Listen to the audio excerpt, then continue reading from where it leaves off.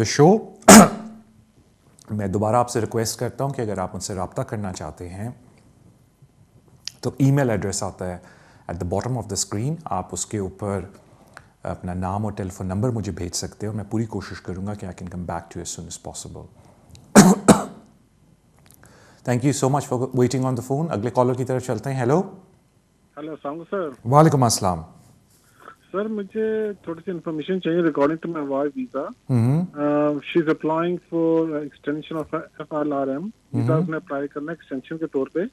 तो उसके बारे में पूछना है कि जब फर्स्ट टाइम हमने FLRM वीजा लिया था तो उसमें हमें पता चला था कि B1 इंग्लिश लैंग्वेज की रिक्वायरमेंट थी, जो हमने वो सर्टिफिकेट दिया था। लेकिन जब हम गए थे वहाँ क्राइटेरियन तो उन्होंने कहा कि ये B1 नहीं चाहिए, A1 चाहिए। तो ऑलमोस्ट उन्होंने हमें कैंसिल करने लगे थे, लेकिन उन्होंने फिर बाद में इस बात में माना कि अगर आपकी वाइफ ने पहले कोई इंग्लिश पढ़ा हुआ है, कहीं से इंग्लिश लैंग्वेज का कुछ किया हुआ है या कोई आपकी एकेडमिक्स जो है वो इंग्लिश में है तो आप बता दें, तो फिर हम आपको वीजा ग्रांट कर देंगे। तो उनका बाई चांस ये था कि शी वाज मेडिकल स्टूडेंट, तो उन्होंने वो शो करवाया तो उनका वीजा लग गया था उस टाइम। अब उनकी एक्सटेंशन है कि अब उनके लिए उनसे A1 चाहिए होगा या B1 चाहिए। एक तो ये मुझे काइंडली बता दें। दूसरा ये बताएं कि इनकी जो फीस है उसमें NHS वाला भी ऐड होगा, जो एक्स्ट्रा वो पैसे वगैरह चार्ज कर रहे हैं। और तीसरा मैंने ये पूछना है कि अब इनका प्लान है पाकिस्तान जाने का, उसके साथ बेबी के पास ब्रिटिश पासपोर्ट है। अगर वो ट्रैवल करती है अक्टूबर के अंदर, सितंबर में जाती है, अक्टूबर नवंबर में वापस आ जाती है विदिन 28 डेज बिफोर, तो कोई प्रॉब्लम तो नहीं होगा वीजा के स्टेटस के लिहाज से? ऑलराइट, बड़ी मेहरबानी। देखें, जहाँ तक इंग्लिश टेस्ट की बात है, वो अगर आप ट्रिनिटी कॉलेज वाला टेस्ट कर लें या आइल्स कर लें, बिकॉज होम ऑफिस ने टेस्ट की कैटेगरीज अब चेंज कर दी हैं, स्पेशली जो ETS वालों के साथ हुआ था, तो वो अब उन्होंने लिमिटेड टेस्ट कर दी हैं। तो मैं आपसे यही रिक्वेस्ट करूँगा कि अगर आप होम ऑफिस की वेबसाइट पे जाएं, वहाँ टेस्टों की लिस्ट दी गई है। जो पुराना टेस्ट है, अगर वो नई लिस्ट में अभी भी है तो वो वैलिड रहेगा, चाहे 2 साल से ऊपर भी टाइम हो गया, बिकॉज नॉर्मली ये जो टेस्ट होते हैं इनकी वैलिडिटी सिर्फ 2 साल तक होती है। अगर जो आज उन्होंने पहले टेस्ट दिया वो अब नई लिस्ट के अंदर नहीं है, तो आपकी वाइफ को दोबारा से टेस्ट देना पड़ेगा। मुझे अभी on top of my head याद नहीं है कि वो B1 है या A1 है, बट बड़ा बेसिक सा टेस्ट है स्पीकिंग लिसनिंग का। जहाँ तक बात आती है IHS सरचार्ज की, बिल्कुल वो आपको चार्ज होगा, बिकॉज सेटलमेंट के वक्त वो चार्ज नहीं होता। लेकिन अगर आप एक्सटेंशन अप्लाई करें, जो भी आपने बोला आपकी होगी अभी एक्सटेंशन उनकी सेकेंड, उस पर IHS सरचार्ज लगता है। आखिरी बात आ जाती है, आपने अर्ज़ किया कि अगर वो 28 डेज़ पहले आ रही हैं इस कंट्री में, बिकॉज उनके बच्चा भी ब्रिटिश है, technically she is resident in this country, तो कोई इतना प्रॉब्लम एयरपोर्ट पे नहीं होना चाहिए। Thank you so much for your call. अगले कॉलर की तरफ चलते हैं। हेलो। अस्सलाम वालेकुम सर। वालेकुम अस्सलाम। सर मैं 2 सवाल पूछना चाहता हूँ आपसे। बिल्कुल पूछिए। ऐसा बच्चा जो 7 ईयर के रूट पे है और उसको 2.5 साल का वीजा मिला है, तो मैं ये पूछना चाहता हूँ कि जब वो यूनिवर्सिटी में जाएगा A लेवल पास करके, तो स्टूडेंट लोन के लिए एलिजिबल होगा? एक सवाल तो ये है। और दूसरा ये है कि अगर कोई ऐसा बच्चा जो 7 ईयर वाली बेस पे वो है, मगर उसको वीजा नहीं मिलता और उसकी एज 18 से ऊपर हो जाती है और उसकी हाफ लाइफ भी इधर गुजर चुकी है, तो वो कौन सी एप्लीकेशन करेगा? वो इंडेफिनिट के लिए अप्लाई करेगा या वो मेहरबानी करके ज़रा डिटेल से बता देंगे? बड़ी मेहरबानी सर, बड़ी मेहरबानी। देखें जी, जहाँ तक पहली बात आती है, मैं बड़ी इंटरेस्टिंग बात बोली, बिकॉज ये कोर्ट ऑफ अपील में केस भी है इसके ऊपर। और कि जी एक बंदे को उन्होंने बच्चे को दिया 2.5 साल का वीज़ा, तो उनके पेरेंट्स ने जाके चैलेंज किया कि जी बच्चे ने आगे यूनिवर्सिटी जाना है और अगर आप 2.5 साल का देंगे तो he will not be eligible for UK resident student का, तो उसको इंटरनेशनल स्टूडेंट के तौर पे लेंगे। और उसको चैलेंज किया गया और फिर सेक्रेटरी स्टेट को उन हालात में उस बच्चे को सेटलमेंट देनी पड़ी। सो कहने का मतलब है कि आपके केस में जिस बच्चे को उन्होंने 2.5 साल का दिया है 7 साल की बेस पे, लेकिन उसकी उम्र आप ऐसी होगी कि वो कॉलेज जाने लगा है और उसको उसके पास सेटलमेंट वीज़े की ज़रूरत है ताकि वो लोन ले सके स्टूडेंट के तौर पे जो हुकूमत देती है स्टूडेंट्स को, तो उसकी बेस पे अगर आप एक चैलेंज डालना चाहते हैं तो बिल्कुल आप डाल सकते हैं सेक्रेटरी ऑफ स्टेट के ख़िलाफ़। लेकिन अगेन उस पर कुछ मैटर करती हैं चीज़ें। पहली बात कि लास्ट वीज़ा कितना अर्सा पहले मिला, बिकॉज जो चैलेंज होता है उसकी एक स्टैट्यूटरी लिमिट होती है। अगर आपने उसको क्रॉस कर लिया तो फिर शायद मजबूरन आपको नई एप्लीकेशन डालनी पड़े और फिर वो रिफ्यूज़ करते हैं, वो अपनी डिस्क्रेशन पे नहीं देते सेटलमेंट, तो फिर शायद आपको उसके ऊपर चैलेंज करना पड़े। या आप पुरानी पे चैलेंज करते हैं या आप नई पे चैलेंज करते हैं, मैं आपको प्लीज़ ये रिक्वेस्ट करूँगा कि पहले जाके प्रॉपर तरीके से कहीं से एडवाइस ले लें। डोंट गो बिकॉज मैंने कागजात नहीं पढ़े, बच्चे कितना अर्सा इस कंट्री में रहा, आपने कहा 7 साल की बेस पे अगर होम ऑफिस ने डायरेक्ट वीज़ा दिया, क्या ऑब्जर्वेशन लिखी थी बच्चे के बारे में, अगर जज से आप जाके कोर्ट में जीते हैं केस, क्या ऑब्जर्वेशन थी जज की, बड़ी इंपॉर्टेंट चीज़ें हैं जो देखनी पड़ती हैं। सो प्लीज़ सिर्फ एक लिमिटेड इन्फॉर्मेशन की बेसिस पे जाके कल एप्लीकेशन आपने नहीं डालनी, पहले जाके कहीं से एडवाइस लेनी है प्रॉपर्ली। ये तो इसका जवाब था।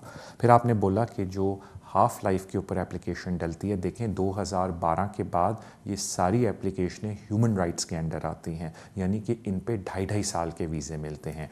इनमें से किसी भी एप्लीकेशन पे, चाहे बच्चे के 7 साल है, चाहे 20 ईयर है, चाहे जिनकी एज 18 से 25 के बीच में है, इन पे सेटलमेंट नहीं मिलती, 2.5 साल के वीज़े मिलते हैं।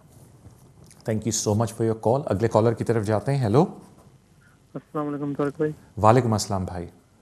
मैं कामरान बोल रहा हूँ बर्मिंघम से। मैं एक ओवरस्टे 2006 से, और मैंने शादी की थी यूरोपियन लड़की से तो 2013 में एज इस्लामिक शादी, ठीक है।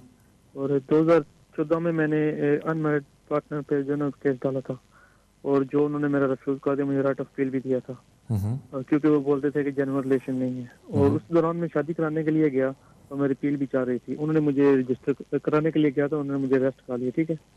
और जब मुझे अरेस्ट कर लिया तो उन्होंने बोला कि शाम मैरिज हम नहीं मानते। उन्होंने मुझे डिटेन करके तकरीबन 2 वीक बाद मेरी बेल होगी।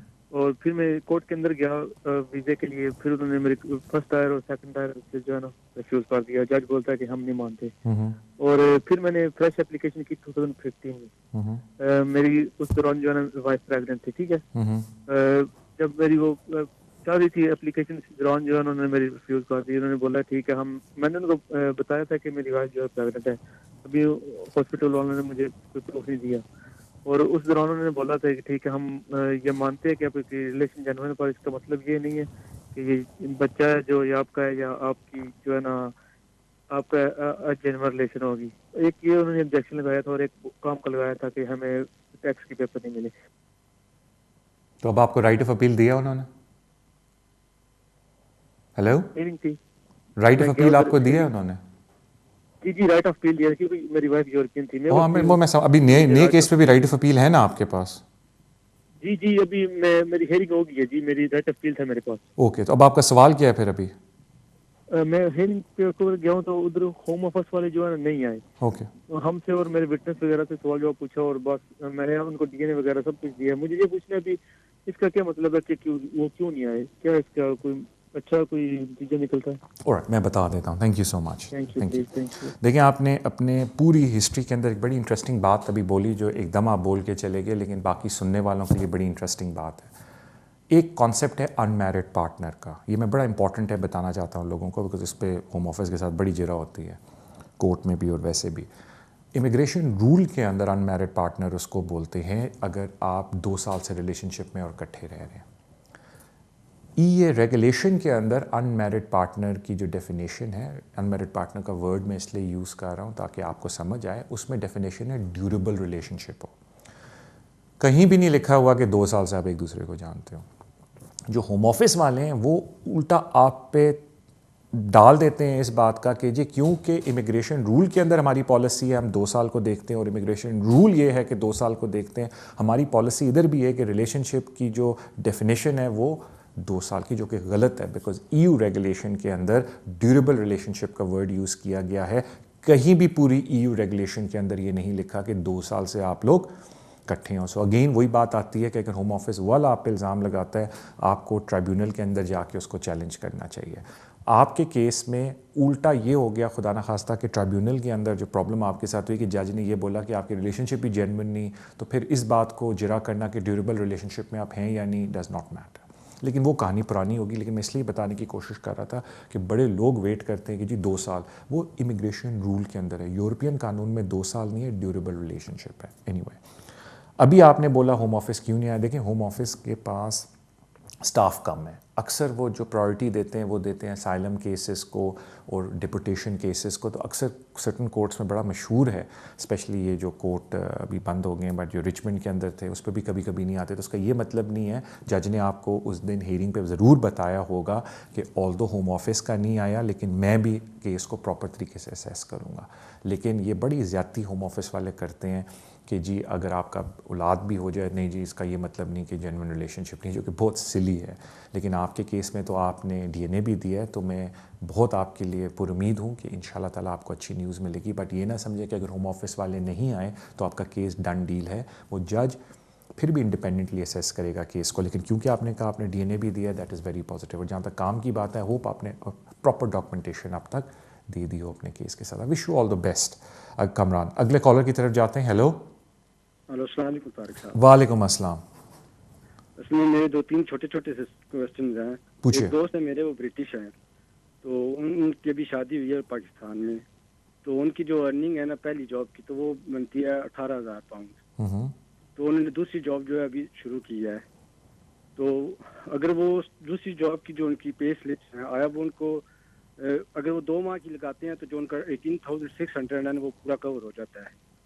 तो आया वो उनको जो है 2 माह की चल जाएंगी पे स्लिप्स, या उनको 6 माह की पूरी लगानी पड़ेंगी दूसरी जॉब की जो है पे स्लिप्स? एक क्वेश्चन। और दूसरा क्वेश्चन ये है कि जो उनकी पहली 18,000 की अर्निंग है उसमें उन्होंने कुछ ओवर टाइम भी किया हुआ है, तो आया वो उसको भी कंसिडर करेंगे या उसको वो एग्जाम्स कर देंगे?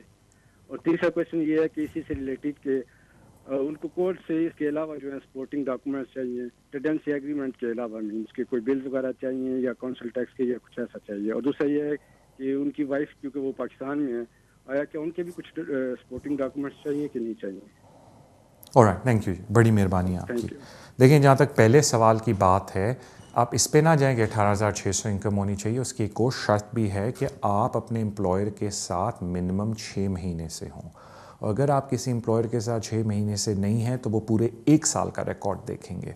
तो जहाँ तक पहले वाले सवाल का जवाब है, तो उसका यही बनता है कि आपको बेहतर है कि आप वेट करें पूरे 6 महीने सेकंड जॉब को, और फिर वो अप्लाई कर सकते हैं, प्रोवाइडेड पहली जॉब भी उनके पास रहे। जहाँ तक ओवर टाइम की बात है, अगर वो over time part of the salary और रेगुलर मिल रहा है तो वो काउंट करेंगे, लेकिन अगर वन ऑफ है तो फिर प्रॉब्लम है। तो अगेन फिर वो ओवर टाइम की हिस्ट्री देखनी पड़ेगी। ये नहीं हो सकता कि एक बंदे की सैलरी 16,000 है, एक महीने किसी वजह से उसको ओवर टाइम मिल जाता है तो वो कह नीजिए मेरी सैलरी तो मतलब 2,000 की फॉर एग्जाम्पल ओवर टाइम मिल जाता है तो वो कह नीजिए मेरी सैलरी तो 18 है। वो उसको देखते हैं कि ओवर टाइम का ओवर द पीरियड क्या इफेक्ट पड़ता है। तो वो बड़ा इंपॉर्टेंट है। जो तीसरी बात आपने बोली कि कागजात क्या है, देखें जो आप अप्लाई करते हैं बड़ी एक्सटेंसिव लिस्ट है। एक तरफ अगेन में ये डराने की बात नहीं, वो आप किसी को भी फ़ोन करें, ईमेल करें, वो आपको लिस्ट भेज देंगे। आप किसी के दफ्तर चले जाएं, वो आपको लिस्ट दिखा देंगे। बट FM रिक्वायरमेंट यानी कि जो फाइनेंशियल रिक्वायरमेंट है उसकी एक अलग डॉक्यूमेंट्री लिस्ट है। जहाँ तक टेनेंसी एग्रीमेंट की बात है, डिपेंड करता है, अगर आप प्रॉपर्टी ओन करते हैं तो फिर कोई मसला नहीं है। अगर टेनेंट है तो लैंडलॉर्ड का लेटर, अगर घर में और लोग रहते हैं तो होम इंस्पेक्शन रिपोर्ट भी लगाएं। इस तरह जो आपने शादी की है आप उसके सारे डॉक्यूमेंट्स लगाएं, ज़रूर तस्वीरें लगाएं अपनी शादी की। और हम अक्सर बोलते हैं कि अगर आपकी शादी में और वीज़ा अप्लाई करने में गैप आ गया 6 महीने से ज़्यादा का किसी भी वजह से, तो बहुत ज़्यादा आइटम लगाएं रिलेशनशिप के बारे में, बिकॉज़ वो फिर उस पर भी थोड़ा सा तनकीद कर सकते हैं। जहाँ तक ख़ातून की बात है, पाकिस्तान के अंदर वो टिपिकल TB टेस्ट होता है और अपने कागजात, बिकॉज सारे स्पॉन्सरशिप के कागजात तो यहाँ से जा रहे हैं, और ऑफ कोर्स निकाहनामा etcetera. Thank you so much. अगले कॉलर की तरफ जाते हैं। हेलो जी, अस्सलाम वालेकुम तारिक भाई। वालेकुम अस्सलाम। अभी मेरी बात हुई थी आपसे, मैं दोबारा आपको जमा दे रहा हूँ तारिक भाई। ऐसा कि ये चीज़ मेरे सोलिसिटर ने मुझे नहीं बताई थी कि मुझे ETS से कांटेक्ट करना पड़ेगा दोबारा और उनसे कंफर्म करना पड़ेगा। उसने मुझे इस तरह गाइड किया था कि प्री प्रोटोकेशन एक्शन लेटर भेजना पड़ेगा, अगर उस पर वो मान गए then fine, otherwise judicial review पे जाना पड़ेगा।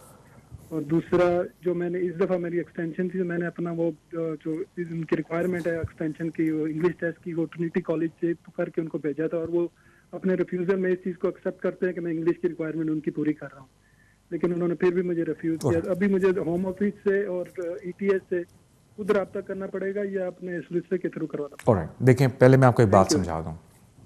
आई थिंक ये आप फ़ोन रख दें और आप मेरी बात सुन लें, that's fine. Thank you so much. देखें, मैं आपको किस तरह समझाऊँ, हर बंदे का काम करने का एक अपना तरीका होता है। तो मैं उस मीटिंग में नहीं था, जो आपने मुझे इन्फॉर्मेशन दी मैंने उसके हिसाब से जवाब दिया। तो मैं ये नहीं बोल सकता कि कोई और किस तरीके से अमल करेगा किसी एक काम के अंदर। हर एक बंदे का अपना तरीका होता है काम करने का। मैंने आपको क्यों बोला आप ETS करें, ये करें, बिकॉज एक केस लॉ आया, आप खुद जाके पढ़ लें, उसमें जज ने ये ऑब्जर्वेशन दी है।